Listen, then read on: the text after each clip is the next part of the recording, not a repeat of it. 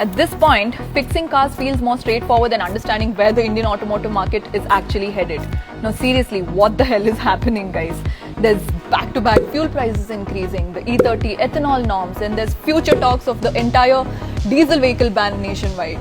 And then the center is pushing EVs, but at the same time, some state governments are pushing back on EV chargers. And honestly, even us car enthusiasts get so confused. I can only imagine how hard it is for new car buyers. And every day, hundreds of you guys messages asking for car recommendations. Trust me, we are just as confused and frustrated as you are. Firstly, it's getting really hard to recommend petrol vehicles.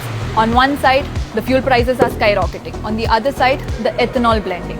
Government has implemented up to E30 ethanol blending, but even the newer vehicles in the market are only E20 compliant. And the long-term implications of higher ethanol blending, there's a lot of grey area around that. And don't even get me started on EVs. The union government is strongly pushing EV adoption, and to be fair, EV technology has come a long way, be it range, charger infrastructure, or overall usability. But then comes the confusing part.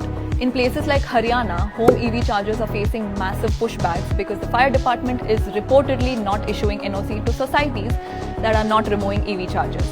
Now look, safety is important. I'm not going to argue with that.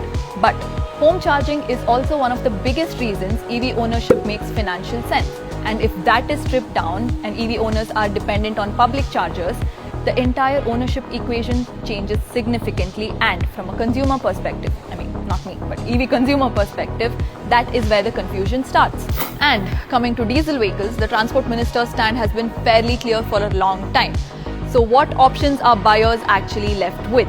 And when you guys ask us for recommendations, hand on heart, we are still stuck with the same questions. And it's not because we don't want to recommend vehicles, it's because of the rules, policies, the direction of the market are changing so fast that even enthusiasts and buyers are struggling to understand where things are headed.